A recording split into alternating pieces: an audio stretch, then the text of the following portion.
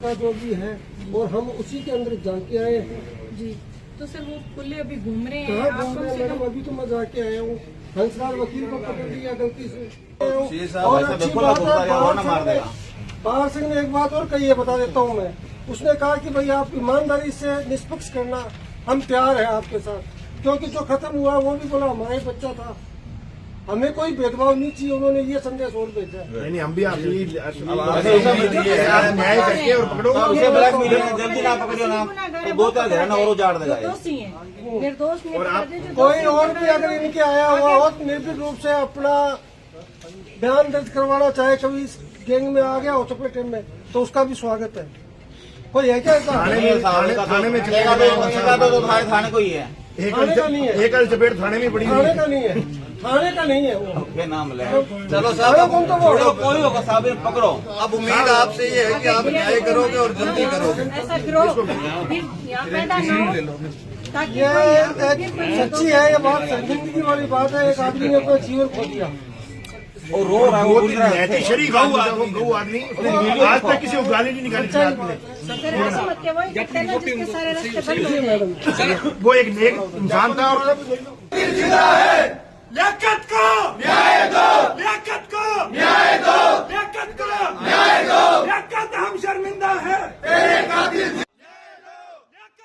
नमस्कार साथियों, आप देख रहे हैं हिट फिट न्यूज टीवी और मैं हूं हरनाम सिंह बड़वाल। दोस्तों, खबर अनूपगढ़ से है।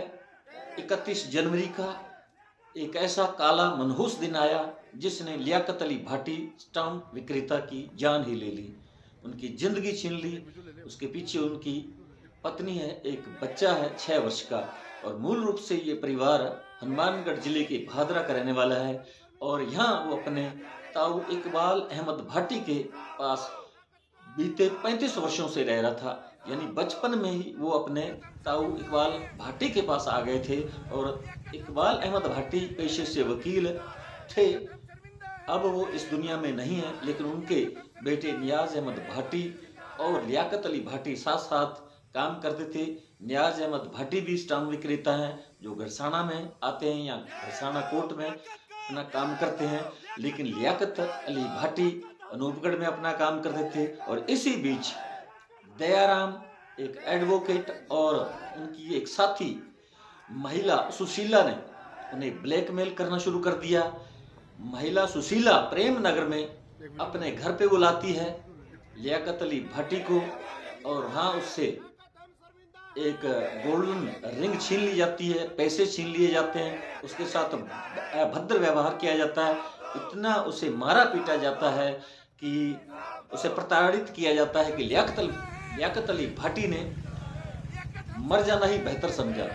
और वो यहाँ से बाजार पहुँचते हैं और बाजार से पेस्टिसाइड्स खरीदते हैं और चले जाते हैं न्यू इरा स्कूल के पीछे वाली नर्सरी में, और वहाँ जाकर वो कीटनाशक पी लेते हैं। और उसके बाद वो अपने एक दोस्त साहिल कामरा को भी फोन पर बताते हैं। देखिए, हम धान मंडी में सुशील गोदारा जी हमारे मित्र हैं, उनके दुकान पर बैठे थे। सुशील गोदारा के नंबर पर 134 पर फ़ोन आया और रोते हुए बोला कि भाइयों मुझसे एक गलती हो गई। तो आगे से जब हमने पूछा कि क्या गलती हो गई, तो वो बोला कि मैंने स्प्रे पी ली है। उसके बाद हमने सिर्फ ये पूछा कि तू है कहाँ पर, तो उसने कहा कि मैं नर्सरी में, न्यू इरा स्कूल के बैक साइड नर्सरी में। और इतनी बात होती हम लोग वहाँ से दौड़े और लियाकत को वहाँ से लाकर एसपी शर्मा जी के हॉस्पिटल में हम लेके गए। जब तक लेके गए वो एकदम सही था, सही बोल रहा था, लेकिन वो जहर ने अपना असर दिखाना ही था। उन्हें बताते हैं कि किस प्रकार उन्होंने कीटनाशक पी लिया है। और साहिल कामरा उनसे पूछते हैं कि आप इस वक्त हैं कहाँ, तो लियाकत अली भाटी ने बिल्कुल साफ साफ बता दिया।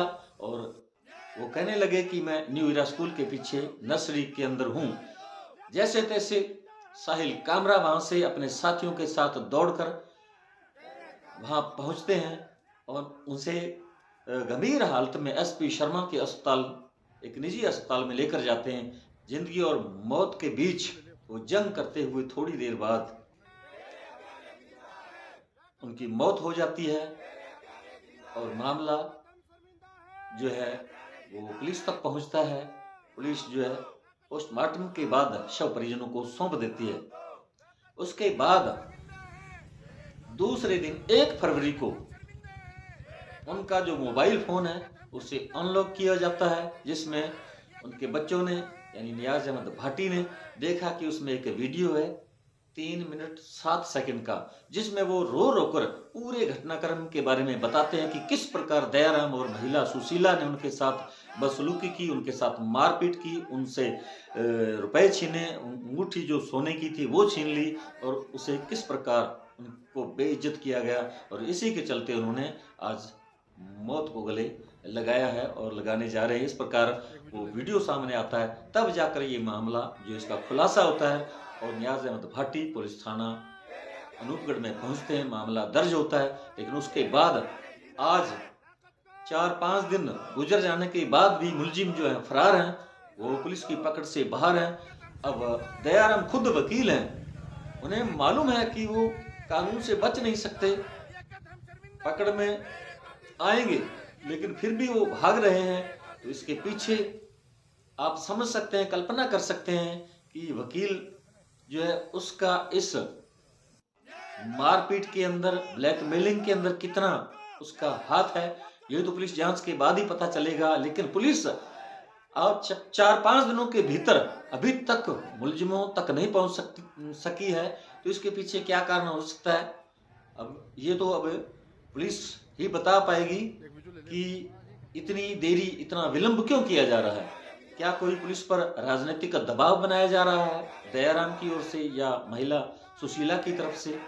तो ये एक बहुत ही जघन्य अपराध किया गया है और इसका सीधे सीधे इसे सुसाइड ना बताकर इसे मर्डर यानी कत्ल का नाम दिया जा रहा है।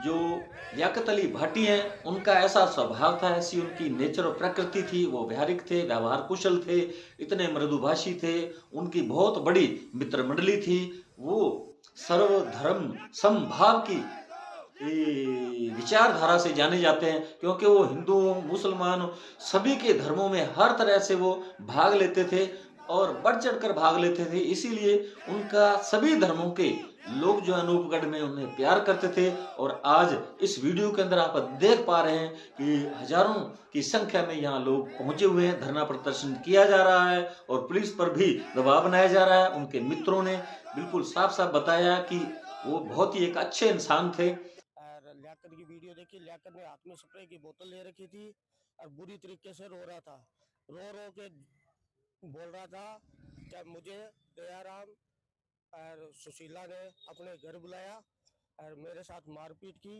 मेरी एक अंगूठी थी उतार ली, मेरे से पैसे छीने और मुझे पीटा और मैं इतना दुखी हूँ कि मैं मरने पे मजबूर हूँ और मैं आत्महत्या कर रहा हूँ। मेरे दोस्तों, मेरे भाइयों, मेरे परिवार वालों, मुझे न्याय दिलाना और मेरे जो मौत के जिम्मेवार है वो ये दयाराम और सुशीला है। ये हमारे भाई लियाकत भाटी को मार दिया है, मरा नहीं, उसको मारा गया है। इतना उसको ब्लैकमेल किया, इतना उसको प्रताड़ित किया दयाराम और सुशीला ने। जो मेरे भाई के मोबाइल में वीडियो अवेलेबल हुई है और वो एक ऐसा शख्स था, किसी भी व्यक्ति के, किसी भी समाज में, किसी भी समुदाय में कभी भी उसको बुलाओ वो वहाँ हाजिर होता था। लियाकत की जो वीडियो सामने आई उसमें उसने क्या बताया, किन पे आरोप लगाए गए? दयाराम और सुशीला, जो मरने से पहले कम से कम 20 बार उसको फोन किया गया है और एकदम अति कर दी थी बिल्कुल, वरना कोई भी व्यक्ति मर के राजी नहीं है। तो ये कत्ल है, कत्ल। और इसको हमें, हमारी ये निवेदन है कि सरकार से, कि पुलिस प्रशासन से, कि इसको सख्त सख्त कार्रवाई की जाए और जल्दी से जल्दी इनको गिरफ्तार करके सजा दी जाए, वरना वो दिन 3 दिन जो भी है उसके बाद हम अनूपगढ़ मंडी बंद कराएंगे। लियाकत ने वीडियो में क्या बताया, किस तरह से ब्लैकमेल कर रहे थे दोनों आरोपी को? ब्लैकमेल किस तरह से करते हैं भाई साहब, बहुत बुरी तरह से। इतना बुरा किया तो अगले ने ये रास्ता चुनाव मरने का, वरना अगला मरता ही क्यों। अगले घर उजाड़ दिया, हंसता वैसा घर था, उजाड़ दिया, खत्म कर दिया पूरे परिवार को। परिवार हो गया, हम सब यार दोस्तों को खत्म कर दिया। किसी भी यार दोस्त को कोई जरूरत होती है, एक फोन कर दो, उस व्यक्ति ने कभी ये नहीं पूछा क्या काम है, किस पर्पज से है, उसी वक्त हाजिर होता है। कभी उसने ये नहीं देखा कि हाँ भी ये किस कैसी भी समस्या हो, वहां पे अगला हाजिर रहता था।